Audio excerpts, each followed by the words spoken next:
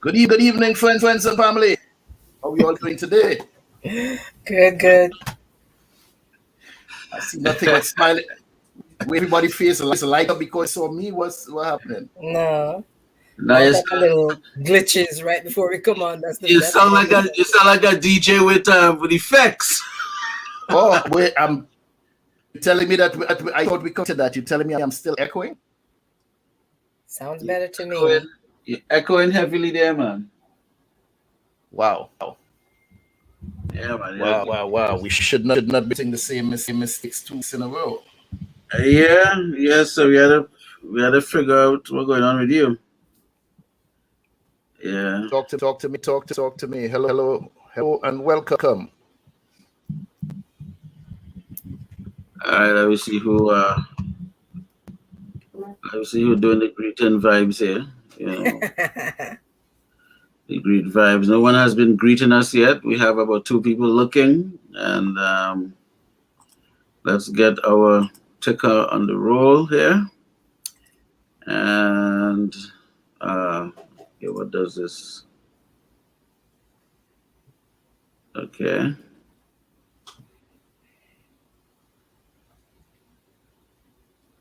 All right. Good. I don't know. Tell me, how am I coming through? Yeah, still a little bit doubled. I'm hearing, but we are live. So I am hearing everyone loud and clear. Everything is coming through wonderful on my end. I have no idea why we still. Good night to you, Brian. Thank you so much for joining us. Thank you so much for joining us. Yeah, maybe. How about now? How am I doing? How am I doing right now? Same way. How am I doing now? Go again. How am I doing now? To me, sounds that's much better. Yes. Hopefully it is. Technician, talk to me. I'm not hearing the doubles right now. Mr. Technician, talk to me. I'm still hearing it. Okay. Much improved to me. How about now? Still. I don't know what to do from here. Well, you don't have to throw everything away and buy some new stuff, at least. Oh, it's all new stuff, so I don't understand what's happening right now. From one show to the next, and everything seemed to be off, and I thought we corrected a few minutes ago. Yeah. Nevertheless, we are happy indeed. At least I am happy here. How you all doing? Everybody start off smiling now. I'm a bit concerned. Yeah, we worried about you over there, man. Why so? I know the new Matrix movie supposed to be started this month. So I'm wondering if you're in the Matrix. I don't know, sir. How things up there in your neck of the woods? Let me see how the weather looking. You're telling me you haven't been outside? I've been outside, but the way this weather going, 34 degrees. Keep that. Did he say what? You can have that. Let me pull down the screen a little bit. Oh God, the bun. 34 degrees, brethren. we had a cold front that came into Florida.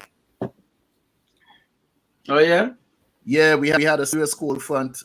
I think earlier on today. Right, Karin? Yeah, it was so cold this morning. It was like 56, 57. We're dying. We were dying. I had to layer up everybody. So like Brooklyn, layers upon layers. When Labor Day, when Labor Day finish and you're making your way home, a little cold breeze will be coming in. Cold breeze, yes, man. No matter how hot it is daytime, once Labor Day comes, it's time for the cold weather. Good to Judith. How you doing this evening? Hi, Trini girl. Hi. Pull the top of the screen for me, please, there. Let's see your lovely face. Judith, early tonight, man. Up a little bit. Your crown is cut off. There you go. Let the light in your eyes. Trini girl said the weather is not only Trini girl. Where are you contacting us from? I know just some people here. We coming from Trinidad. We have people joining us Canada. Just to know how's weather in your neck of the woods, Judith? Me? You named it? Ontario. Oh gosh, please. Shout out to Ontario. Yeah. Yes. I can't. I strongly believe that if she just mentioned the temperature, I'm going to feel cold. No. And they mentioned it in Celsius. Yes, I don't even understand how to do the changeover. Either way, it's cool. Cool. Either way, it's cold here. Yeah. Once of like the mid-August, it just begin to get cold in Canada. I don't understand it. Anyway, Judith, so how are you doing this evening there? I'm fine. How is everybody? We all good. We all good. How's your weather up there in Georgia? It says 49 degrees. It's cold. This morning was 31. Minus. You talk about 5 something in the morning. Does anyone know how to do this conversion here? Minus degrees Celsius. I have no. There's a way to do the conversion. It's very, all I can say is very cold. It's just very cold. That's it. Cold. That's all we need to be. Okay.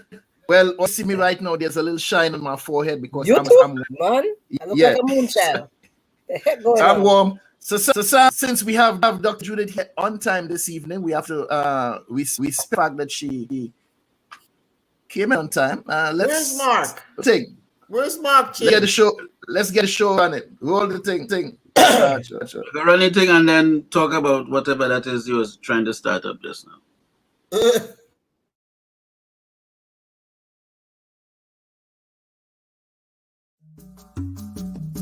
My name is Karin Forrester. I represent BantuKreations. BantuKreations offers beautifully made, African-inspired, lightweight, handcrafted, one-of-a-kind earrings in wonderful shapes, shades, sizes, and colors. Please don't be scared of the large sizes. They're extremely lightweight earrings. BantuKreations can be found on IG and on Facebook as BantuKreations.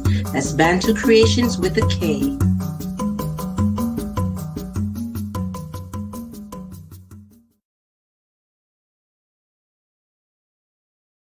Check me out, chriskeys.com. I'm worldwide. Tony Altamirano. Hi, I'm Gina. What's up, everybody? I'm Win Vu, award-winning remixer. I'm an artist. Hi, my name's Justina Bethel. Hi, I'm Mike Bowen from Denton, Texas. How you doing? This is Tom Cup from Music by Tom Cup. Check out Samuel E. Archer's book, Hybrid Executive. We are in the business, and here's how you can be a better business person because you're running your business. You can find my music at JustinaBeth_EL on Instagram or JustinaBethel.com, and I am a hybrid executive. I'm a hybrid executive. I'm a hybrid executive, just like you. Follow me at Koya Music, and I'm also a hybrid executive. I'm worldwide, baby, but just know I'm a hybrid executive. That's all you need to know, baby. Get on up, E. Check out my music, MikeBowen.com. I'm a hybrid executive. I'm a hybrid executive. Yes, we are here once again, and we are going to roll right in the show. The interesting part about tonight's episode is I got a WhatsApp message, and when I read through this thing, I could identify with so many of the things that it spoke about that I decided to pass it guys and see whether or not it would be an interesting topic for tonight. And gladly you all accepted to discuss this thing tonight. As Karin often being the one responsible for titling the show, she labeled the show tonight the reasons for licks. And when for I mean the reason that the American audience. What do you mean? I asked women. I saw the word FI. Fee. Four. Licks. 4. So, Okay. When you have reasons Felix, it means that licks is very serious. Believe me. That's some serious. So let me ask you all a question. Not just for you in the panel, but the listening audience, everybody. How many of you get beat kids? I'm serious. If we ever How many of you out there within the sound of my voice whip children behind? Oh, how that did we beat them? Hold on. It's a rhetorical question. We're talking like that. All right. We all know that there are tremendous differences in the way white parents and black parents raise and discipline their children. Some are Spanish, they more lean towards the side of how we rear our children. Mm-hmm. I spent 70 growing up in Trinidad before I immigrated to these shores of the United States. And upon my arrival here, I learned that some of the same rules that applied in basketball are applied in the raising of white children. Bear with me for a moment. Allow me to explain this. Allow me to explain what in the world I'm talking about. It seems a little confusing even for me right now. If any of you have ever played or watched ball, then you know that if a team need a few minutes, a few seconds rather to make some changes, form a huddle and get the act together, they would call for a timeout. Ladies and gentlemen, I was in absolute shock and awe when I heard American parents, mostly white, giving their kids a timeout. Where I'm from, the country I'm from, the neighborhood I came from, the house I grew up in, we had a different set of rules. Timeout? No, we didn't have timeout. We had knocked out. We didn't answer back. Didn't suck your teeth, or as we say in Trinidad, stoops it at an adult. Well, unless you had wish to be reminded what you look like without your teeth in your mouth. Without teeth. Mm-hmm. We didn't address adults by their full names. And we, I'm sure, or didn't under any circumstances dare to raise your hand to your parent. What? Better taste. Raise your hand? You mean that? Unless you have to think twice, unless you had a passion to meet the Christ. I've seen situations here where white children slap the parents. Slap them. Mommy, shut up. Get out to my room. What? Or curse at them. Karin, we would never have met. We would. Karin, let me ask you something. Did you're so well spoken and you seem in such a gentle soul. I don't know if it was because you were pampered and petted and pawed as a child. But never get beaten as a child? I truthfully remember being in Jamaica and I felt as if I was beaten every day. And I'm not exaggerating. It seems that there was always one of my guardians being displeased. My main guardian was my grandmother, named Terror, Terro. Sound like Terror. My cousin was my next guardian, And boy, I tell you, it felt like I was beaten every day for quite a few years. I really did. There was one problem or another, taking out all their frustrations on me. I was the only child in the home. Oh, nothing. You poor little thing. Oh, nothing. Well, Dr. Being born with gold spoon in your mouth. I'm pretty sure there was a different rule book when it came to discipline in your house also. I'm sorry. You can start. I would like you to understand that I never got whooped. I got slapped twice, once by my mom and once by my father. My mom slapped me once that my face went like this, like in the movies. But yes, You had like sound that. effects. You had sound effects. Yes, all of that. But I never Echo and got. everything. Huh? It echo. Yeah, and I forgot everything after that. I didn't know where I was. But other than that, I never got. I just stayed out of grown folks' way. I just stayed away, and I mean, and there were so many of us. I wish. There were so I many of wish us I had somebody to I share think it the with. concentration was on the older guys, and plus, I think seriously, guys, so many guys, girls didn't get any attention. It was. I mean, I shouldn't say didn't get. I got a lot of attention from my father because I demanded from him because I like to have conversation with him. But I never got whooping a lot. I knew automatically that they were in charge. I don't argue with City Hall or Jamaica House or whatever. I don't argue with no. I mean, if I had a lot of thoughts, but I'm sure I never spoke them. Did you get the little nut that's under you? You got a little nut in your throat? No, I didn't have any reason. Listen, man, let me tell you something. I made my world.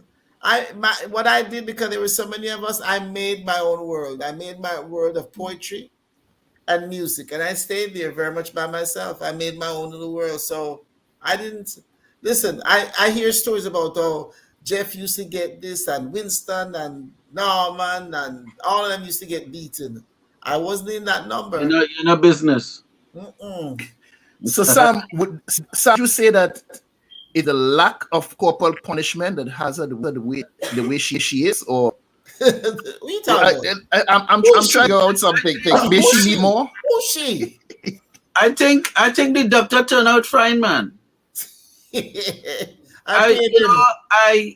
I was kind of thinking back as we brought up the topic, and I said, some of them licks, I never really got the moral of the spanking. There was none. You get the moral of the story. You get all right, this, that, and maybe 1 or 2 times you might say, all right, yes, the licks was thing, but it had plenty of them licks that that I was just wondering what was the purpose of this thing. There was no moral to be obtained. Yeah, it was just in a lot of the situations. It was just the culture or the society have this thing at the time, and because the adults were doing it, you felt that was the way, and then now you have your children, and then you're like, well, from your reference point, exactly how yeah. So I had to shave off some of that attitude, because my kids won't catch that. They won't catch the science of that at all. There was no science to catch. What this part here, you have parents. I mean, but we're talking about our time now. No, our grandparents. They would beat a child, and then when the child start crying, what they say? What you crying for? Shut up! So you get beaten for crying after you're beaten. Yeah. And then you make a note of that, right? So then the next time it come around, you don't cry. Oh, so I tough you tough. I tough you tough so that you not ball. You not cry. I tough you tough. So then they beat you for not after they beat you. I go give you something for ball, boy. I go and give you something for ball, for you see. And then when you see the belt, or they had a wickedness they used to do.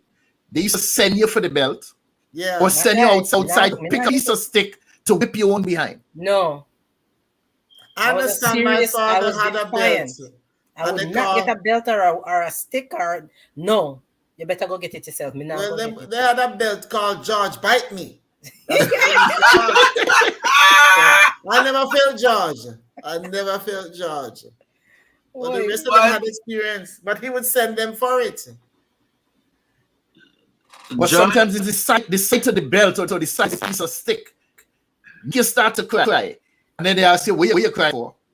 And you're licked just crying for you get beat. And then you get beat. Then you get beat for what they wanted to beat you for. Backyard is like they were botanists because they knew specific tree. Tamarind tree whip, I'm sorry. I'm gonna give you the patois. I'm gonna give you the English. Tamarind tree, stick, branch, or pomegranate branch. Oh God of grace. That was made from something completely different from all the other trees. We don't go over with piece of the whip over tree. But understand tamarind tree, you see that it's very flexible. You can take a tamarind and do it and make it a circle. It wouldn't take. Yeah, so it's when they hit here, the edge of the stick and hit you way down. Yeah, man. Way down in your back. So you feel it here and you feel down there, and it's one of them situations where you get on your banner. I have a confession to make. So in primary school, there was a time when making whip was a thing. You know, like roller. You know, you run your roller. You play top. You play. What the thing that is do when they take you flatten the cork and you put 2 holes in it with a piece of string? What they call that? A zing, as will, or something like that. Yeah, right. So and you spin your top. You had your yo-yo and all kind of things. So these guys started making whip was a nice thing, and they would make the whip and take it and put it in the principal office. Trini is different, you know, man. And I don't know what's wrong with them fellas. So one day I went into the principal office and I just pick up all of them and I run in the back and I just start breaking all of them. Lose your mind.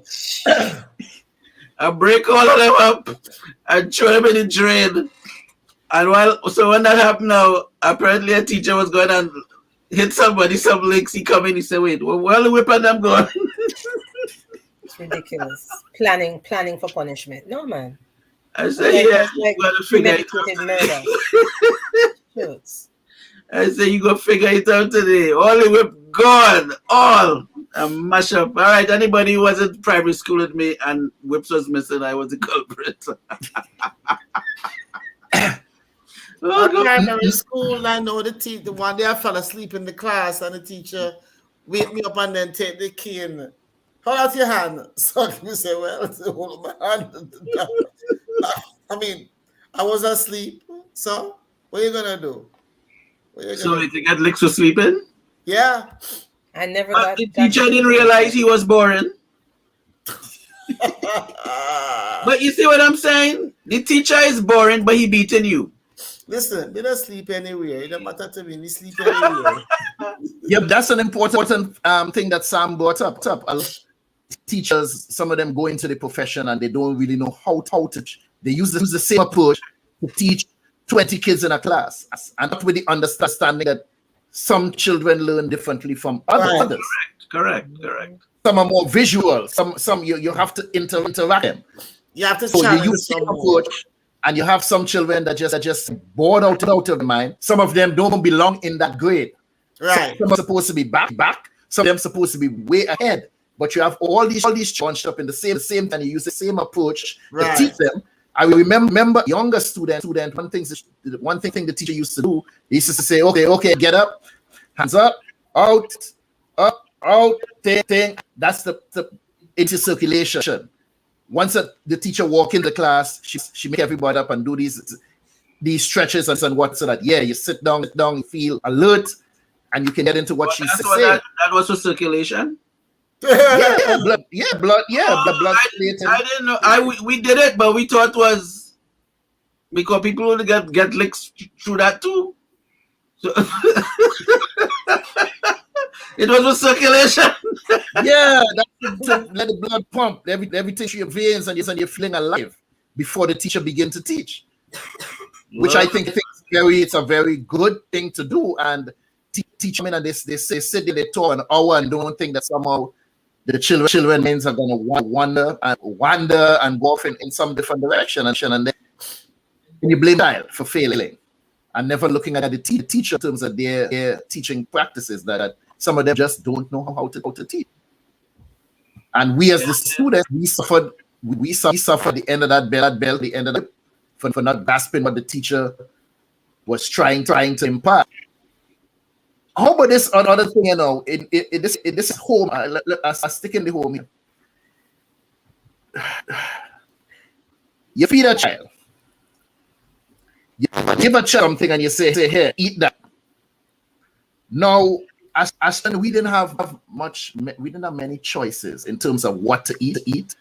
But at the same time, your palate isn't accepting certain things, certain meals you get, you didn't want to eat it. There are licks for that, refusing to eat your food. You think so your child sit there and they eat slow because the food don't taste. I got here. You think money grow pantry? You better clean the plate there. You think we can afford to just dash your food? Kids in Africa starving. I had a strong disdain for bread that was probably after 3 days old. Oh, you too. That You're bread special. was hard, Lord. When the bread was fresh, I could rock. When that bread was just hard, oh God, and you had to eat that bread by. It's like child abuse. If you didn't learn it then, you have to make that bread and soak in the tea. Bread, no tea, brethren. There's no tea. No tea with that bread. And the butter, the poor butter can't even hold on to the bread. Oh, you had to? The butter can't even spread on that bread, brethren. No, we didn't have butter. The tea I talking about might have sugar water or some bush when my grandmother pick from it. Christmas bush, some other kind of bush, and you soak the bread little bit, and you eat that, drink that tea, and go to your bed. But children get beaten. You eat it too fast, Alex. You're eating too fast. You eat too slow. You get, like Karin said a minute ago, leave back the food. They tell you children starving around the world, children starving in Africa. And I've often asked that question. How this little spoon of food I back on it, how is that helping a child in Zimbabwe? It cannot. So why are you telling children that children starving in Africa eat all your food? You're actually forcing a child eat after their body tell them, I don't want any more. They don't want any more food, but you force them to eat all the food because I understand poverty causes some of these situations. There is nothing else. And that's what you have to dinner. But some of these things will push on us, like Trinell said, child abuse.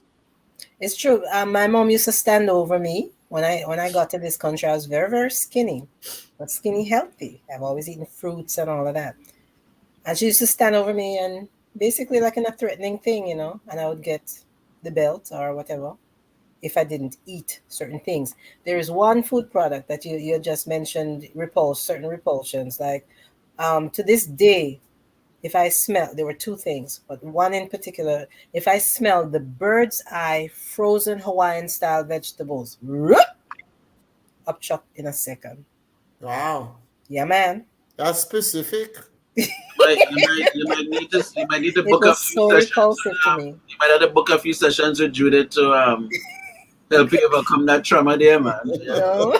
That sounds like a psychotic camp. I have to book a session, yes. Dr. Judith is going to help Karin there. No, it was a real thing. It really was. Listen, when I listened to you guys and it seems that our younger days traumatized us. Very much so. I think I was traumatized and not aware of it. And I think, in all seriousness, I think the personality of a child, of anybody, the blows and the different things that happen to us, we respond differently to them.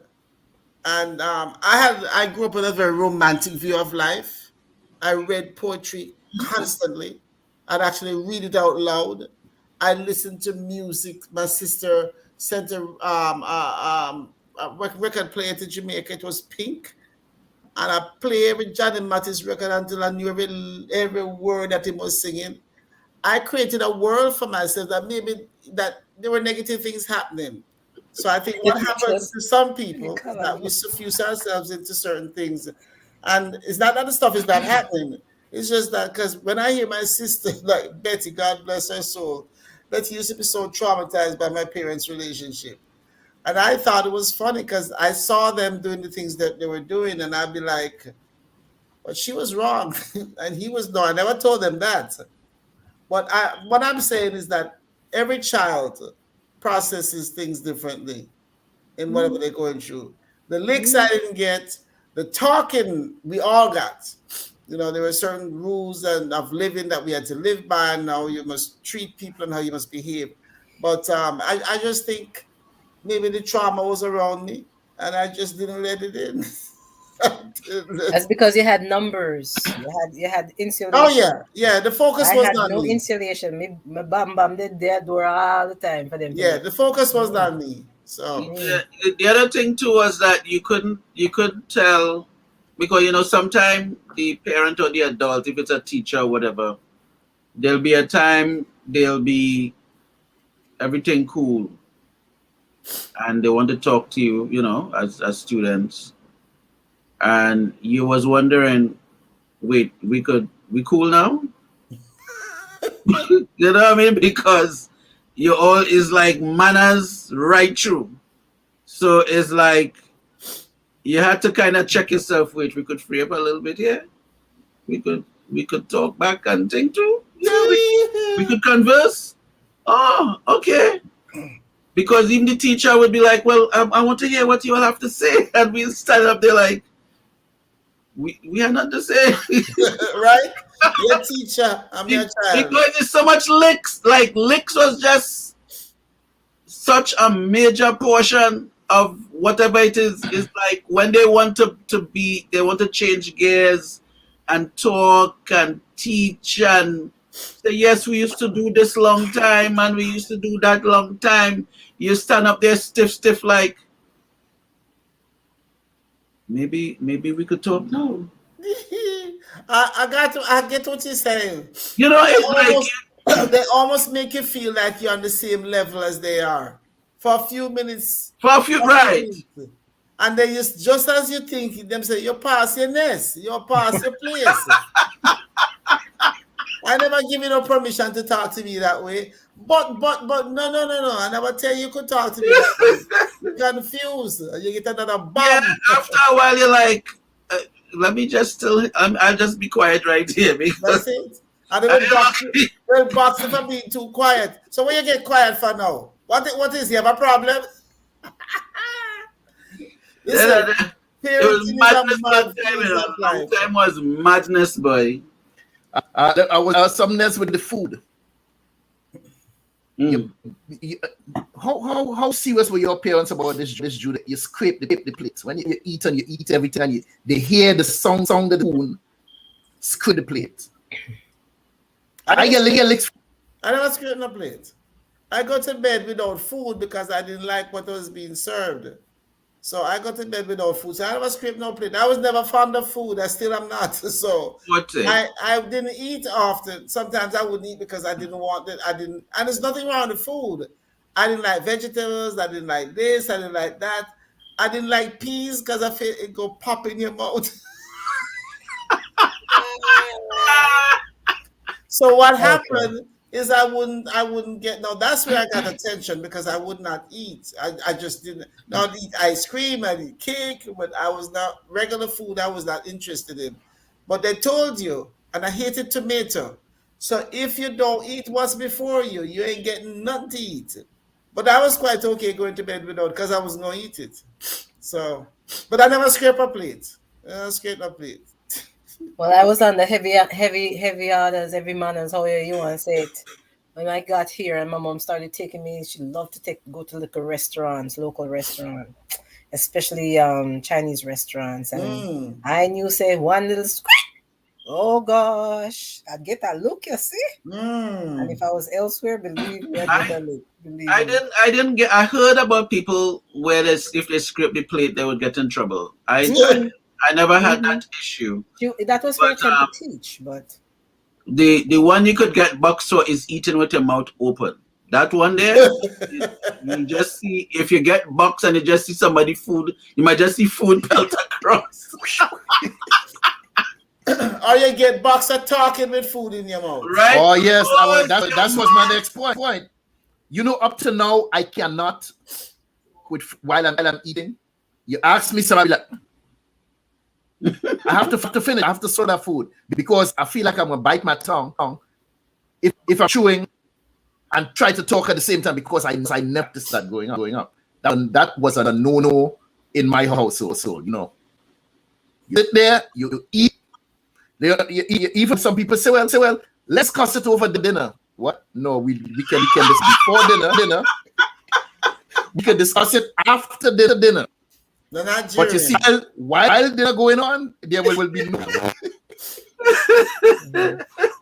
there will be no talking while dinner is going on. So after fact, we'll discuss whatever we have to discuss.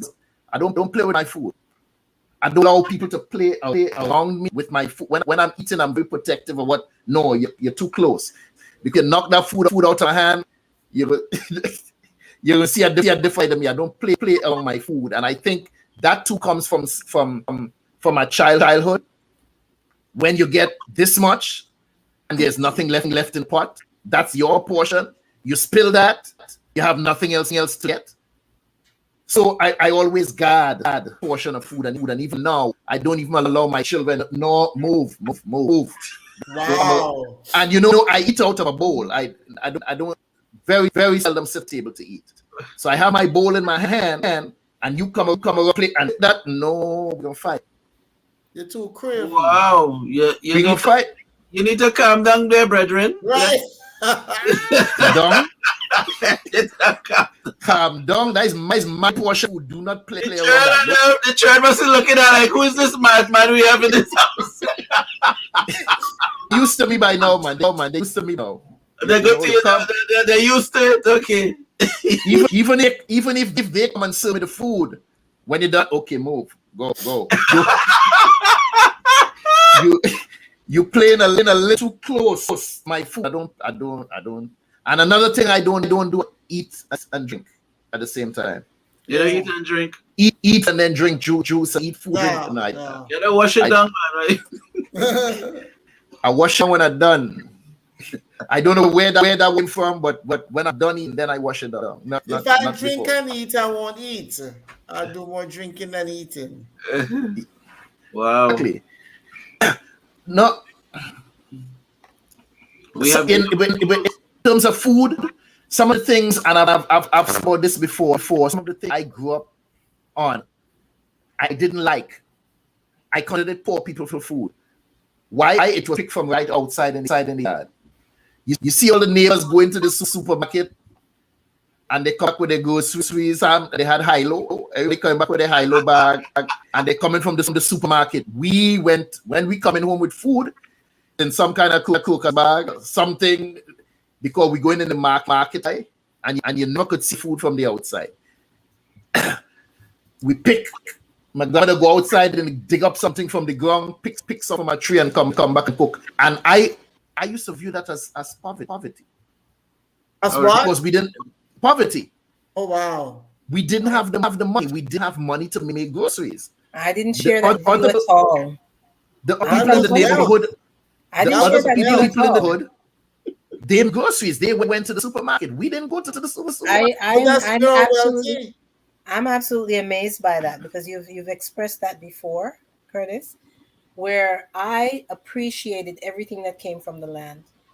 Everything that came from the land. And I was fortunate enough in country to have so many things. The only thing that would be bought outside would be like certain canned things like sardine, corned beef, meat, We didn't eat that. Everything else came from the land, cassava, yam, potato, green banana, plantain. Everything came from. I loved it. Yeah, even as a young child, I valued it. Huh? My father did do a lot of planting, but I think maybe it was how it was presented to you, because he would make it look like, oh my God, look at this potato, look at these peas, look, he'll sort of like talk about them when they grow, because he planted, and now we went out, and if it was pak choy or lettuce, or and then it was just something that we would bring into the house, and it was like a joyful thing for us. Come to fruition. Yeah. So it might have been the presentation that. No, green banana. I couldn't stomach that as a child. I couldn't stomach yam, especially yellow yam, because it had that bitter taste to it. I couldn't stomach baji. That's baji bush, yes. Baji bush. Some other people callaloo. It's a form of callaloo. Okay. Trini Fly Girl says she couldn't stand Trini callaloo. She couldn't stand Trini callaloo. Trini girl, but passport. Bunny passport. Talking. You don't like Trini callaloo. Trini callaloo. She said we had a garden when I was growing up, and I loved it. We had a garden, but I couldn't. I loved everything. I love being able to climb into a mango tree. You don't know how fortunate you were. Yeah, man. Oh yeah. Now that I look back at, I really wish I had that. I knew it then. In abundance. I don't know why, but I knew it then. But I think part of it is all the other restrictions in your home life that may have, led into your thinking that something was better outside as far as groceries. It's always everything else was so restrictive.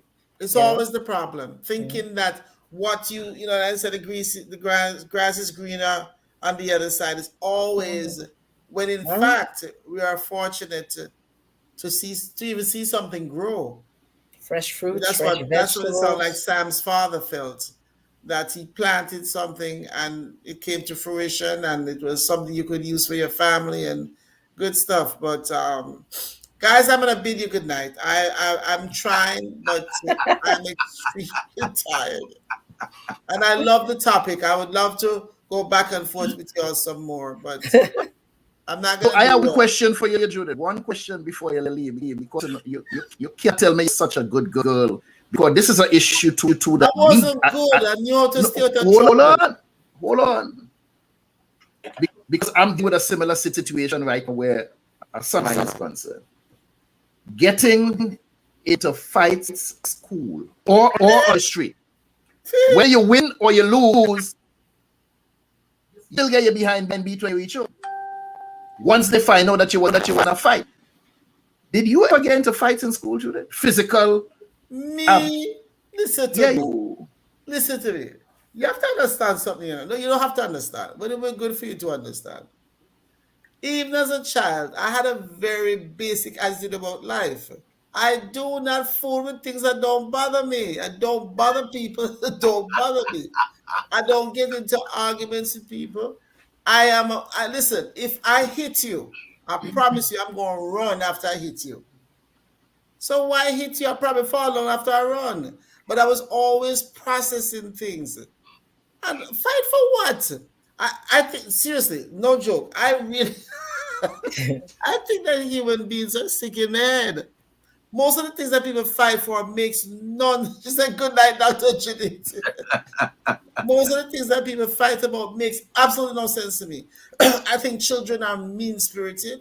They are unkind in a lot of ways. I told you that I went on the playground. I was with them briefly playing one day, and somebody bounced into my hip and they hit my hip bone. And they went and tell everybody it's all my hip bone sharp and it's sticking out.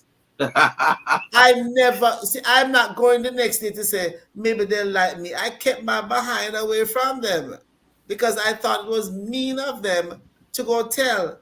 One girl, she wanted to be my friend because I was always good at being alone. I walked one long walk to walk home. This is in St. Andrew. And, when you have an old fridge, and the fridge was going to leave the house. It was going to be taken away. So the fridge... One never came in. So well, we had one come in and one was going. But between leaving the house, it stayed on the veranda for a while.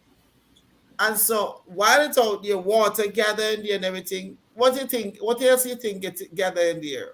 Mosquitoes? Roach. Orochi, okay. And that little beast come and she see the one roach and she come back and school and tell about the roach in the fridge. I don't be playing with people, man. Those two incidents made me leave people alone. I mean, I'm like, why would I bother? And arguing and fighting now. I'm not good at that. If you want to call me a weakling, I'm a weakling and I have no shame. You can talk harder than me. In the rearing of your own son, you have to deal with him with any kind of fight in school. He did quite a bit at school. They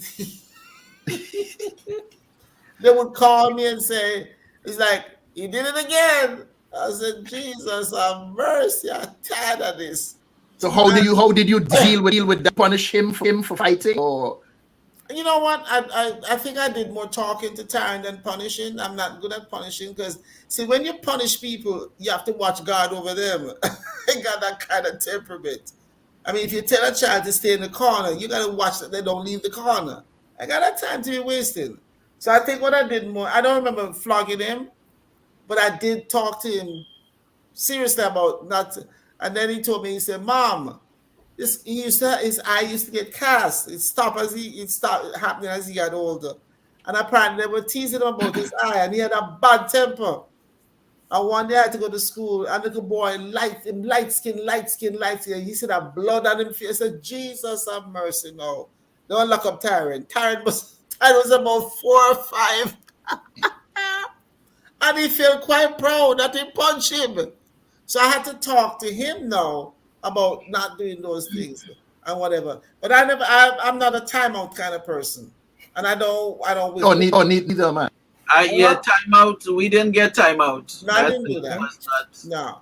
When the first time I hear about timeout, the first time I hear about timeout, I was like, what? What is that? Timeout? Where you been going to corner? Yeah, I never got into that stuff. So Curtis Henry, it's not because I was so good. There's something, some children, some of us mature. I was an old person when I was young. And I watched, you see, that's the good thing when nobody notices you. I watched everything around me. And I'm sure I realized if you don't go over there, you don't get in trouble. If you don't say that, you don't get in trouble. So I didn't do those things. I just never have a time for it. Which is I used to in school, my mother taught me how. I don't understand that Trinity girl.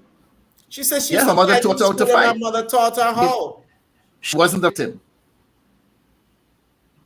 Was never a victim because she how to defend herself and how to respond to people's foolishness. I see that in school. I seem to be a magnet trouble. I never instigated anything, but I knew how to respond. I knew how to respond when they stepped me with anything. So very, very few times would anything ever get home. What is that time? Very few times anything got home to the point where I had to, end up being punished at home for something in school. But yeah, I would be quick to stand up and put them up when it came to school. So Dr. Judith, once again, thank you on the whole. I just needed input on that particular subject matter. Wish I could stay longer, folks. Enjoy it as always. Thank you so much for joining on the. Yeah, man. All right, good night. God bless. All right, darling. All right, sweetheart. Yeah. So what about you, Sam? Sam, which end of the fist was it? Throwing or the receiving end? Which one of the fist one? Which end of the fist one? Were you delivering it or receiving? In school, like with a student or teacher? Oh, gosh. I don't know. I did. I wasn't. Sam was from a Seventh-day Adventist background. There is no fighting. There's no arguing. There's no using profanity.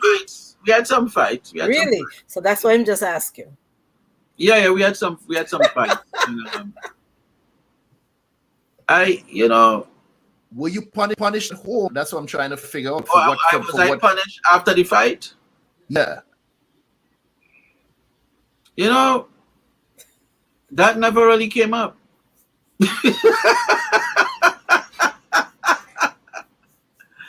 That never came up. Nobody like came home and was like, yeah, he beat up this one, and that was just. I think I forgot to do that one. That was just, the amount of creations I used to do. That one I forget. What I didn't do, I forgot. In my case, nobody knew where I lived. Nobody knew why, because my grandmother insisted that you bring nobody to the house. So none of my friends ever, unless you're living in that E8 neighborhood, wouldn't know where I live. You had to be a neighbor to know where I live. So nobody came to my house. So if something outside, nobody knew where they could come and complain. And neighbors were protective too. Oh no, not mine, because I meddled with the neighbors. No. What I'm saying is, in my experience, if someone like you come to a village and you ask for somebody, and they don't know you had to give them your birth paper and everything orally, of course, for them to at least say, well, divulge any information. Yeah. They had to know who you are first before they could take you. Well, yeah, they live here or go down this way. They wouldn't freely give you information like that if they didn't know you. They had to know you to give you information. Well, most places, Trini, you're gonna get the information, but you see, if you're able to follow what they tell you, then you find the place. Because you're looking for Miss Johnson, yeah. Where you go up here, right, and when you pass the second standpipe, see a little track, you go down the track, and then it go veer to your left, but don't your left. Go to the right, and when you go to the right, you see a big mango tree. You go in that, and you come back along. You will see some fellas by the parlor. Don't talk to them. They're gonna try to sell your weed. When you do so, you take a thing and you ride through Miss Melba. Make sure you good even, because she will set the dog behind you. And you pass through there, and you go up the hill, and then you go back along so, and you go up, and you kind of up so, and you turn and come back along, and you go see the house up there. That is where that man living.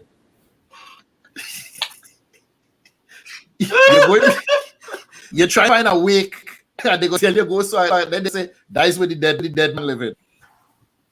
If you could find that direction, you find your way. But other than that, nobody walking you and telling you exactly give information. No, because we know better from because even that meddling in people's business, that is a thing would make it get through. Yeah.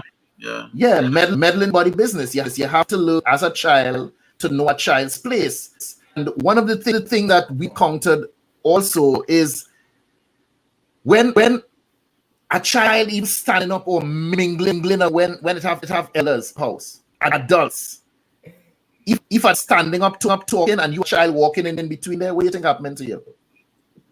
Get a close. You think you're big? You want to join into adult conversation? You're getting a clout. One blow or clout. One backhand if you don't mind sharp. Clout. If adults start talking, you can't come there and sit down. If adults sitting down talking, you can't stand up. You can't mingle around, walking aimlessly like you have nothing to do. They find go find something to do. Go so. So. Well, that's the male in the male authority, would give you that sign. But somehow with women, I don't know, aunties and grandparents and something, they always have this one lash I get if you pass by. You get a look first, and if you don't catch the look, you feel sorry for you. Find your group. You get the look. And the look is supposed to be understood from across the room. And if you didn't understand it, we'll say it if it is like, look, it's after 6. Why are you not in your bed after 6? So.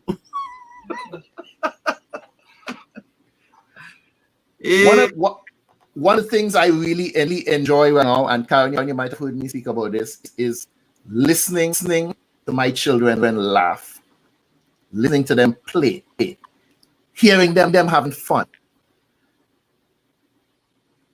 This song, I've told this to many people, and it sounds strange, but we didn't have fun in the house growing up. There wasn't room for fun. You couldn't laugh. You couldn't. You get licked for being too excited. You get licked for being too moody. Really? I remember one time my grandmother went out, and our brother was on the chat. The chat could testify to this. Shout, and the three of us at home, and we were playing, and my brother in Philly, he took us some copy book page or something, and he made a thing like a clong and 2 pieces of thing in it like feathers, and he there jumping up, and he say, "Eyes are Indian, eyes are Indian." Not talking about not the Indians from the country, the Indians on the moves. He's a native. Like the Native Americans, and he's like, "Indian, eyes are Indian." Same time, my grandmother walked in the house and grabbed the bell. "Oh yes, I am Indian."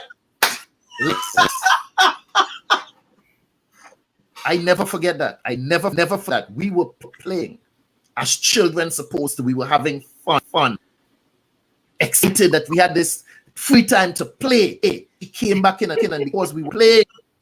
Lucy said that's so sad. Curtis, that is so sad.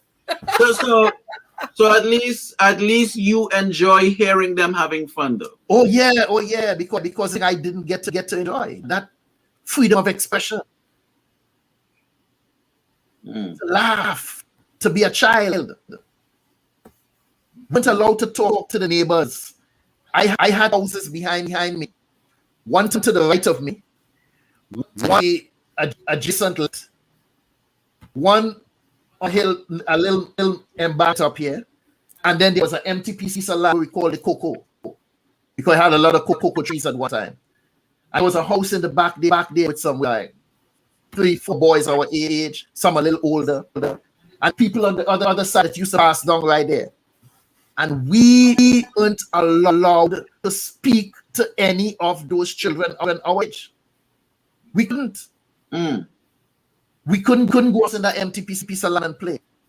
They over there playing cricket, playing football, just hanging out. We can't even stand up and watch. Get inside and line a book. Grandma had all your real under heavy manners, boy. Under heavy manners. Wow. Weren't allowed even walking down the street with her. We going somewhere and there, and it's like you see somebody and you couldn't even talk. You had because your grandmother, you can't speak. The only people you speak to adults approach you say good morning. That's it. Don't form no conversation with an adult. Who are you? You're a child. No child's place. And this thing she used to do with this one finger here, and she hit you on your mouth. So let me tell you something. It was as painful as getting punch in your face. Yes. Because first it was embarrassing. You open out at a time, and she said, "Boy, that mouth, tell you." She beat you on your lip with this one finger. You start crying. You cannot join in an adult's conversation. An adult walk up, you say good morning, good evening, whatever day it was. That's it. If she stand there and talk for 10 minutes, which to a child seems like an hour, you better not protest that you want to go home or you want to leave. Days, man. Like 2 days, 10 minutes, like 2 days. So you could. So I'm just saying though, what did you feel that she was even aware of these things, or this was just how life, that she just saw life this way, and it was a way of life for her, so now it's a way of life for you? I mean, was there any like a human, like any sort of connect that you felt with her? Yeah, when bell connect to my behind. The bells That was the only connection. Let me tell you, Trinidad said my childhood song similar to hers. Wow. Let me tell you something. My grandmother raised me, and we spoke about this before. We talk about some of this in corporal punishment. We've spoke some of this other topics. I told you my grandmother was born in 1804 on the island of St. Vincent. Slavery was up in 1865. So my grandmother was 2 generations out of slavery. So which means is the teaching, the punishment, everything that he got is what was taken out of slavery. That's how she was raised. She raised my mother and her siblings. My mother did raise me. Well, she did in my earlier years, and then about the age of 6, I went to live with my mother. So now I started getting the same teaching that mother and my uncles and aunts got. So it wasn't filtered through one generation. To me, I got the same thing from my mother that she got out of slavery. So and she tell us that was normal to them. That's normal to them. And right. she told that we were lucky because at her time she had to kneel down outside on a green with a big stone on her head in the hot sun. That's where that she found that should be a bit too severe. She never did that to us. But some of the punishment, the amount of bus slip get us out for what? For laughing, for having fun, for talking. And I tell you, if my brother was on some things I put aside, he still remember. He would have a different story about some other horrors he went through growing that household. I'm telling you, but I cannot remember my grandmother hugging me, not once in my childhood. I have no memory of being hugged by my grandmother who raised me. Yeah, the expression of love was different. That was a low. For some people, that was a low occurrence. Question of love was a different thing. The fact that yeah, and you have food to eat, taking care of you, and you have this and you have this, you should be full. Because people are starving in Africa.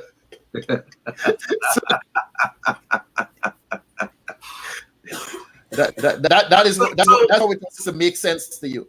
So when did you start having fun? Like after you leave Grams, that is when you started having fun, or you had? I left because okay. Let me tell you. Let me put all of this together now. I was involved in a fight. I got beaten. right. What same guys from the neighborhood saw me black and blue, and decided, no, this can't happen. Somebody who I never interacted with. When he looked at me, he knew how we grew up. Right? He was on the streets, and when he saw me, he knew that I wasn't deserving of this thing that I got. Black and blue. And he said, no. Let me know when you're ready. We go in and handle this. He said, you know who do it? I said, yeah. He said, let me know. We go in at it.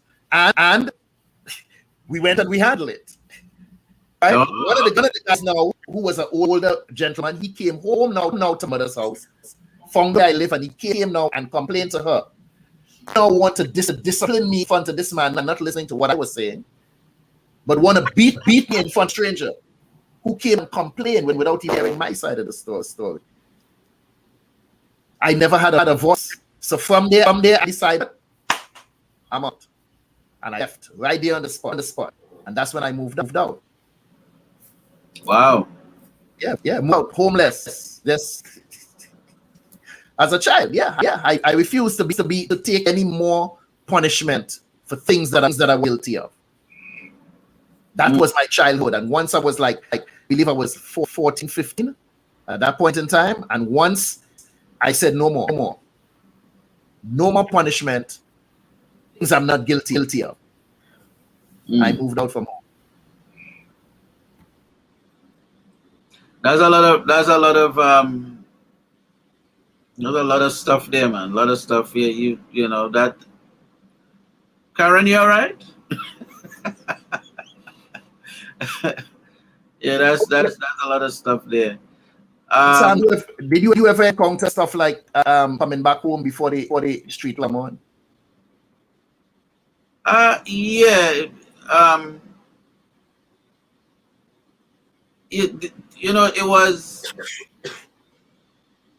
the comeback in time was more in school, like lunchtime. You had to hear the bell. If you don't hear that bell to say come back from lunch, then it was a serious, you're getting some heat when you come, if you're not back in time. So now the schools, the schools in Tobago, now they're more guarded because of what happened to kids and stuff. But in my time, there wasn't that much, like you can't go here or you can't go there. You went, there was a vast place you could go, because some people would go home and eat and come back. But you just had to time yourself. So if you went by a friend who lived close and eat lunch and come back, you should catch the bell in time. Were you talking about go by a friend and eat? Wasn't Karin, we were allowed to eat at people's homes, at other people's house? No, you weren't allowed to eat. You weren't allowed to tell them that you were hungry when you got there. You better hold on to that empty stomach. Well, not with every. Now you're talking about like any and anybody. You've had a. Might have a. Nice circles. But my point is this. Like, it for me, like a come home time. There was no reason for me to really be late. You know what I mean? It's like I didn't really have to cross that bridge where you need to be home by the, if the street light come on, you're in trouble and that kind of thing. So I didn't really have to move that late, because the custom was sort of moving, because you didn't really want to be outside. I didn't live too far from the cemetery, so yeah, sir. Yeah, when we moving too late, and you see a no head man walking down the road and things, you know what I mean? So you did things to kind of get home early. Because Tobago at the time too had a lot of suspicion. It was like a sort of suspicion thing. You don't bite your hand and walk so, and don't eat this and drink that after, and don't, so you had all of that mixed in. So it's like, well, what are you doing coming home late? You coming home early. Make sure you're inside and all of that. But in terms of a timing, lunchtime in school, when it had some fellas that used to miss that, they used to miss the bell and thing. Them was getting planners real serious when or you're real sweaty and thing. When, if it was sweaty coming in after lunch, that was another thing where people getting spanked real serious, man. It was rough. Pull up Diane Roxanne Martin comment there. She said that her father, that's father of a student in the high school, who beat his son in front of the entire class. And that's something that she has never forgotten up to this day. Wow. Grandmother was that type of a person. The day I was expelled from school, the principal sent her to home and told my grandmother he's not prepared to discuss the issue with her, because she would come to school and try to beat me in front of everybody. That wasn't happening. So that didn't really happen to you? Oh no, she tried it before. Oh. I wasn't gonna allow that. I walked. I left the school. Didn't reach back home till nighttime. No, I wasn't gonna do it. You're not gonna stand and beat me in front of all my class and no. So at the day when I got expelled, he said he's not prepared to discuss it, which means we don't want to see him anymore. We don't want to hear from you. It's a done deal. He's out the school. You school. We don't want to hear from you. Don't come here. Because he know how she would act. I intercepted the little, made sure she didn't get. So, but based on our topic, right? Like, what really made that? I mean, I know we dealt with the corporal topic. We went into that in depth, but if you're gonna just say, all right, well, what were they trying to say with that? Because we're raising kids now. We've raised kids, let's say in the last 30 years. For you might be a little bit longer. On an average, your kids turn out okay, right? It's not like I mean, so which means that that element of spanking, or that, you know, that thing where it was just one solution for everything, was licks. That was just the way they thought. And then so we didn't really pass that on to our children, but the kids and them, they're doing all right. They're older, they're young adults going through life, facing the same things we're facing. It's just that they didn't have to deal with that element of, you know, I remember one time we had to do the 10 Commandments. You had to learn the 10 Commandments. And this particular morning we started from the first period, and, you know, so we sing it as a group, and they're saying it, break time come, no break, nothing, you're going right through. And then, you know, you think, all right, yeah, you could go there, yeah, you could go there, this is good. So I saying this thing over and over and over and over and over and over again, right? When you come down to the last 3 people, I start messing it up. Nerves. I said, wait, this fool didn't hear me saying this 10 Commandments an hour ago, 2 hours ago, I saying the 10 Commandments. So, but you know, you're saying something so much till after a while, you're messing it up now. So I said the 10 Commandments for 2 hours and still get licks because I was messing it up. I said, what I learned in the 10 Commandments for? I don't learn it for church already. You come in school, you're learning it again. You know, but this is the mentality that they were going with. And they feel comfortable. That's the other thing. You're like, well, what is the moral of this? What was the purpose of learning this thing? Till, you know, and then till, you know, some people, they don't even want to see these people. Like, you know, could you imagine you're a teacher and you're getting ready to retire or go to the grave, and you run into one of them fellas who you mess up a long time, and, you know, they might show you a few things. You understand what I'm saying? Did you get punished in the home, Karin, for religion, for practices or not practicing things? No. My punishments were usually for something that happened outside. You guys talked about fighting earlier, and I wanted to just add, like, I didn't do the fighting, but I did do the talking back. If someone was disrespectful to me verbally, it didn't matter if it was an adult or a child, I'd respond.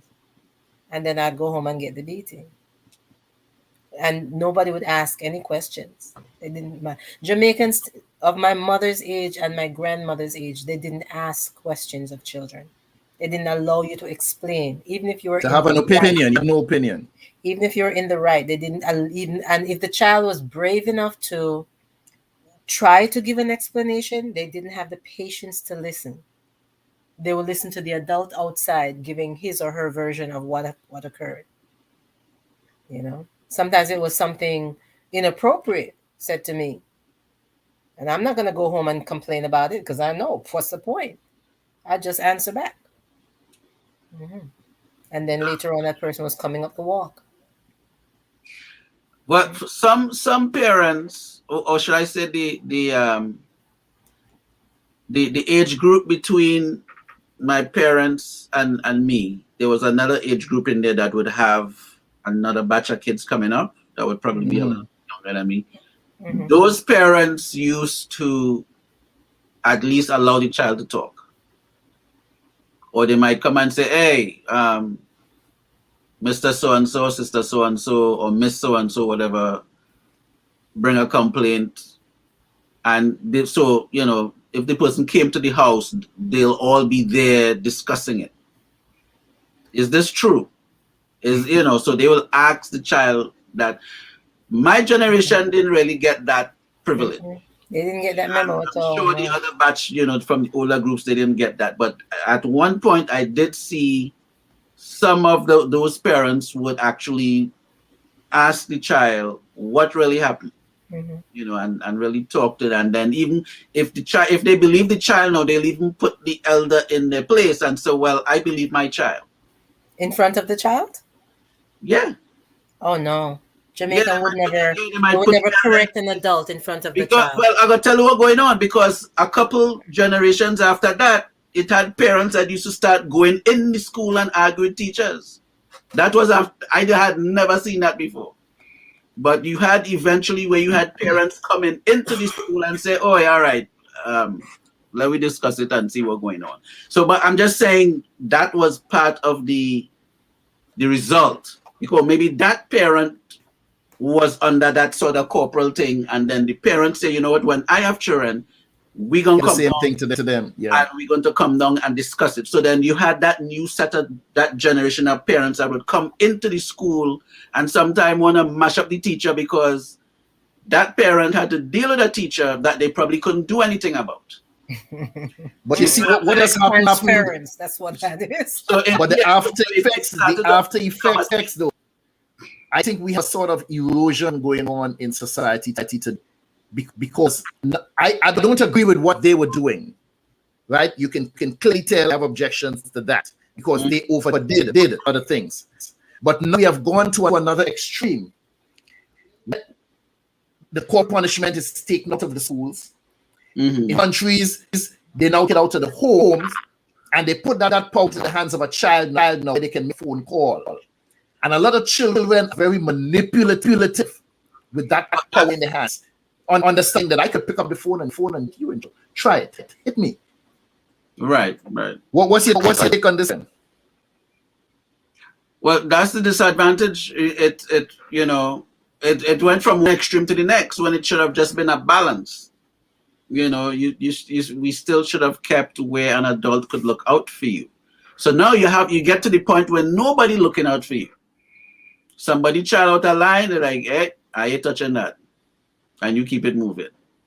Where at least if somebody, or unless it's a close relative or a family friend that looking out for you, then it's something different. But growing up, the someone in the village who was an adult, even if you didn't know who they were, in a way they looked out for you under the circumstances. But of course, when things started to change, where you'll have a parent going down and thinking with a teacher and so now, yes, the power is in the hand of the child. The child could actually make a call and say they could report. So hit me, come pick them up.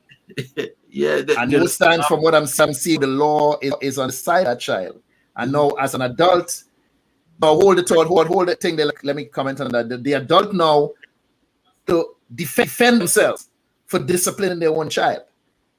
That's the way that the law has it. But what I always say, end of the day, the law doesn't really care what that child in the long run.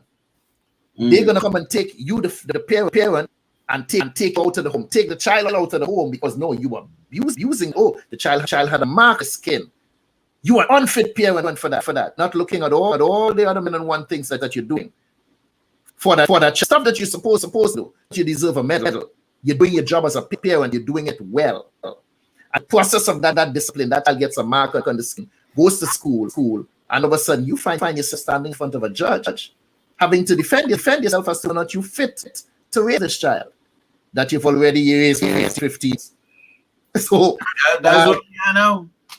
Yeah, that is a very, very sad situation. What we have come to, and I do think that this is now the cause of rise in crime, especially Caribbean, because they remove that punishment from the home, from the school, then they remove it from the home. So now you can't the children.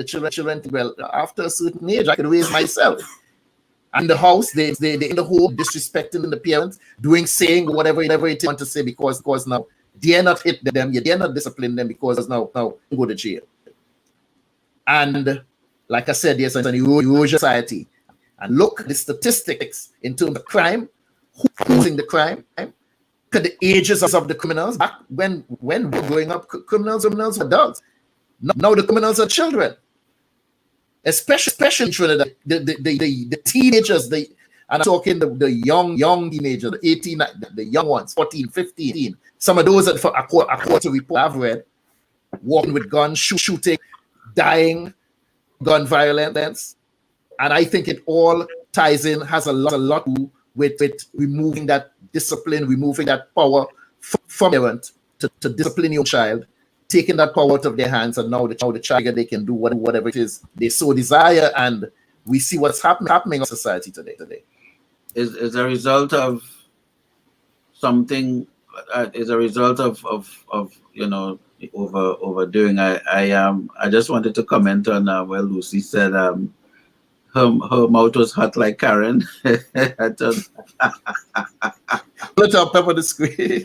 Yeah, that's Lucy there. You comment on this one earlier, right? No, the Bible says spare rod and spoil the child. Oh, literally. Not that I'm a Bible clutcher. I'm not a Bible reader, but I believe you spare that rod, you will eventually spoil the child. So I thought this was interesting that she says, Trinigel says her father would correct the adult in front of her, then she would get a beating later. Everybody was getting licks. It was in fact the order of the day. That's what we raised, and like we've said, we just mentioned we have to find that balance, because I do believe there was a line between discipline and abuse.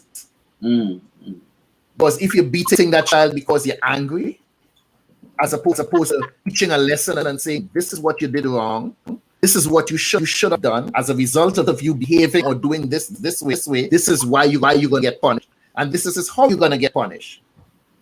So you give us explanation and all of that, and not just frustration, because my goodness, some of what adults do to children is just wrong. It's just, you have some adults who will close their fists and thump the child.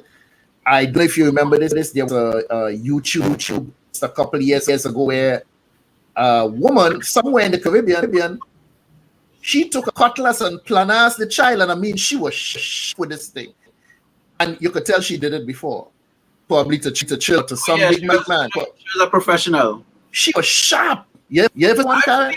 I've seen in Tobago too. I see some people get licks with cutlass already.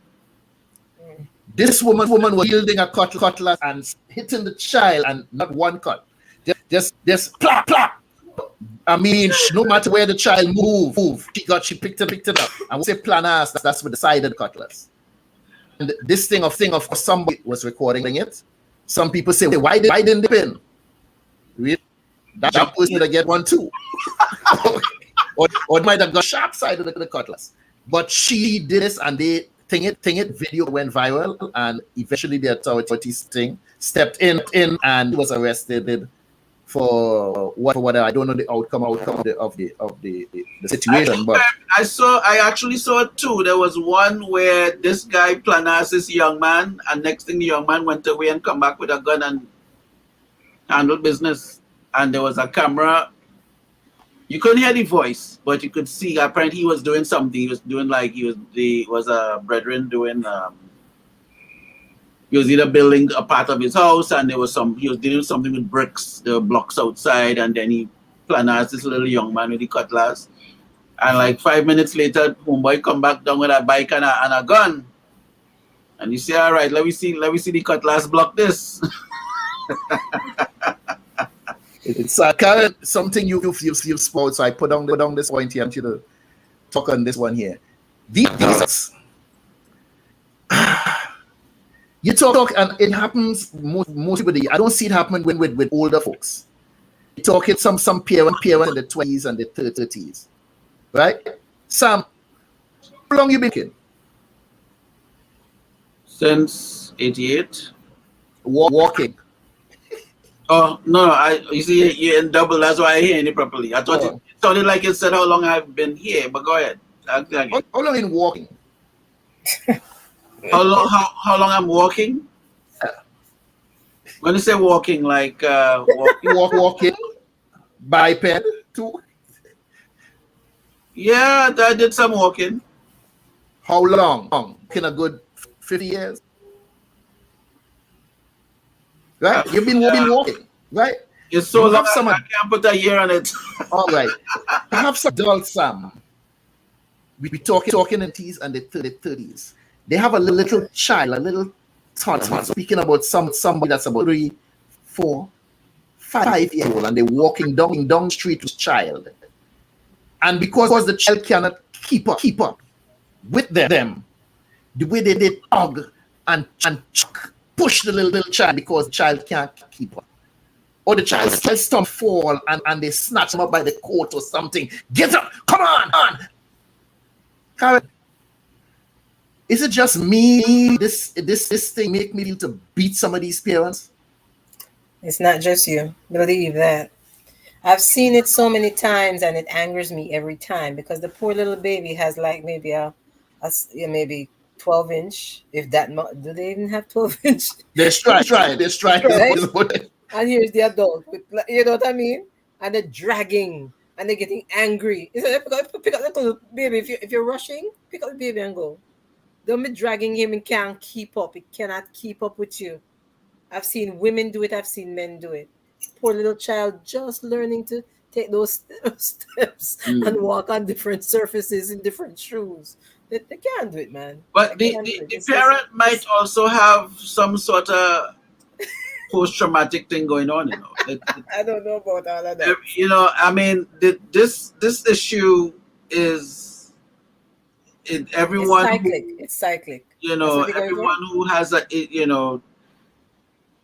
whatever the situation might be, you just get, it's sort of like a result of what the child might be getting to, you know. So the child end up becoming the casualty of the situation because the parent need help as well, you know. And so it didn't end here. It's a continuous cycle. And take us through this. How do we stop it? What do we do? We don't know how to stop it. I know I know what I have done differently because very little has changed in my culture in Jamaica. Very, very little. I still see it in the parents who have emigrated to this country. They still have the same behaviors, the same level of ignorance when it comes to why a child is doing what the child is doing, why the child upset, why they're not eating a certain way. I have done my very best. I always talk to children. And my grandmother, I usually channel her. Once we talk about the third time and the child is not listening, that's when we have a problem. But I always talk to kids and I'll talk to them repeatedly. Do you understand? Tell me what I just said to you. Tell me what I just said. Do you understand why I don't want you to do this? Do you understand why this was wrong? It's when they continued the behavior. I channeled Terra. Terra was awful, man. She was awful. Once Terra grab you, that was it. Don't even try. You can try, but it's not going to work. I learned to talk to children, and I definitely practice that daily. Daily. Now, if you're not listening to me after about the third time, man, you have problems. Mercy. Yeah, man. All right. Sir? I don't know how to stop it. I think the issue of stopping, I think we passed that whole, you know, where we are right now. We spoke about the power being in the hands of the child. So I think the stopping issue might have passed us by in the conversation. I think we, you know, how does a parent regain that control is a whole different approach, a whole different strategy that needs to be taken. But I think if we can treat our children right and adjust the discipline approach, everything is not a backhand. You know, it's the different strokes for different folks. You'd have to understand your child. You know, listen to the child, understand the child, understand who you do, because the child is a person too. Is a person that's shaping. You know, so once you can tune into that, I think you should be fine. But definitely what we dealt with everything is licks. You know, you mess around in church is licks. You mess around by the food is licks. You mess around when you're playing is licks. You know, it was like after a while it's like, wait, what is this? Licks? Is licks fest out here? But it's like just that's how it was.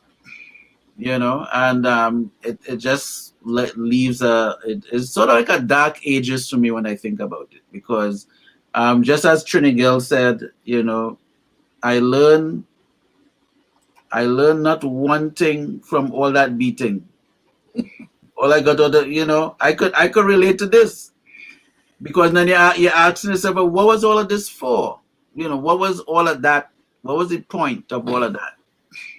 You know, and it was just, I guess, shadows of the slave master over time that had to work itself out.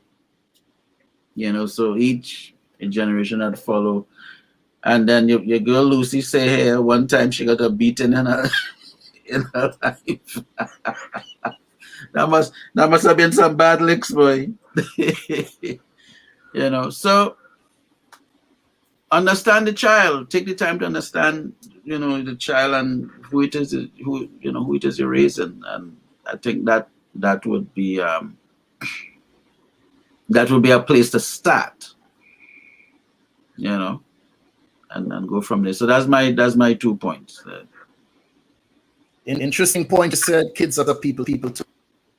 I often say this, we don't treat them as adults, but once you treat a child, keep them in a child's place and let them understand that you're the nurturer, you're the provider, you're the one that's there and responsible for their upbringing, and you teach with understanding that they do not know. You have to teach as an adult and not just thinking that this child knows what to do. Remember, like I said, you've been doing it for 50 years. Do not expect a 4-year-old to know what to do when they just exploring and figuring out their surroundings, figuring out this language to speak. And when they get it wrong, some seem to forget all the things that they got right. You draw blood from an innocent little bee just came into this world, just beginning to understand what all this around them is about. And you take out your vengeance and you rock up that little innocent child. And that in itself is wrong. People understand kids are people too. Children are people too. And they need voice. Listen to them. It's always about you talking, teaching, and you do this and you do that and you do that. Because a child may turn around and ask you a question and just blow your mind like, wow. Something you may not have thought out. Listen to them. Their voice. Their opinion. Not that you have to agree with it, but give them a hearing. Stop this nonsense about calling. Don't eyeball me when I talk to you. Don't look me. No. Your child to be shy and inclusive. Put their head down when an adult is. No. Look me in my eyes when I speak to. This nonsense that they taught us does not to stop. Don't eyeball me when I'm talking to you. And when the child look away, look at me. Now child can do it. Do I look at them? Do I look away? Which one do I look away, I get licks. I eyeball them, I get licks. No. I ain't come to look me in my eye. Look me in my face when I speak to you. Let's make a connection. And if we can connect, then I may speak to you less. There may be less admonishing. And then there will be beating. My purpose for the beating may make you understand that there are consequences and repercussions. You don't do what is law here, because there are laws in societies. Asia has a law for the religion, God's law. There's a law in your parents' home, and you have to abide by these laws. There's a gravity. You throw a ball up in the air, guess what's gonna happen? It's gonna come down. You jump off a rooftop, you're going down, not up. You can't. That law of gravity exists, whether you want to believe it. That's law. The religious folks say there's God's law, the commandments that you were forced to learn.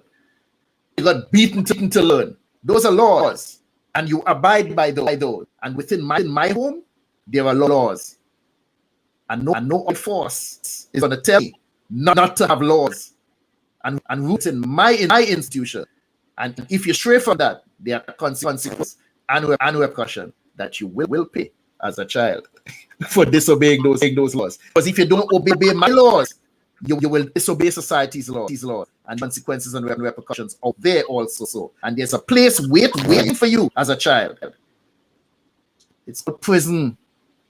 Yeah. And then you would wish for the opportunity to obey my laws when you go in there. So to make sure you don't go in there, enforce my rules and regulations within my home. All for tonight, people. Mr. Richard Ewan, I'm echoing. Oh yes, we couldn't correct it. Trinigel, Lucy O'Brien. Who else we had it in the chat tonight? Roxanne Martin, Lucy O'Brien. Thank you all so much for us. It's been a pleasure. Denise Williams, always having you with us. Thank you for your contribution. Panelists, good night. Interesting conversation. See you all next time. Peace. Hi, I'm Dr. Judith Barnes. I'm an author, a playwright, poet. I'm also a broadcaster by training, and I recently found out about 2 years ago that I can paint paintings, which means I paint sceneries, I paint landscape, I paint animals. I have just discovered, and so that I can do this. And so along with all the other gifts and talents that I've been blessed with, I have paintings, and they are on view and for sale on Etsy and also on Facebook. And if you desire to order any painting or order one of my books, because I'm also an author, please give me a call at 470-564-8267. That's Dr. Judith, and the number again, whether you want to just talk to me or order one of my paintings or one of my books, please feel free to call 470-564-8267. Thank you.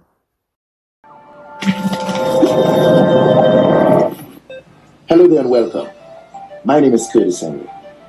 Over the past few weeks, as we were putting the final pieces together to get the show on the road, some people ask, why do you need to showcase Caribbean people? Why Caribbean Chat? And I say, why not? Because we as Caribbean people have worked too hard, come too far, and suffered too long for us to continue taking a backseat. It's time for us to rise up, speak out, and show the world the value and the richness of our culture. So I'm providing a platform to showcase the history and culture of Caribbean people in entertainment, the arts, politics, sports, and economics. We will explore the many profound contributions they have made to society. So we invite you to stay with us as we launch what is to become one of the greatest voices of Caribbean people, for Caribbean people, by Caribbean people. On this platform, Caribbean people of excellence get to tell their story. Our aim is to ensure that your contributions are acknowledged and celebrated. Welcome to Caribbean Chat. So make sure you like us on Facebook, follow us on Instagram, and be sure to hit that subscribe button on YouTube. We are Caribbean Chat.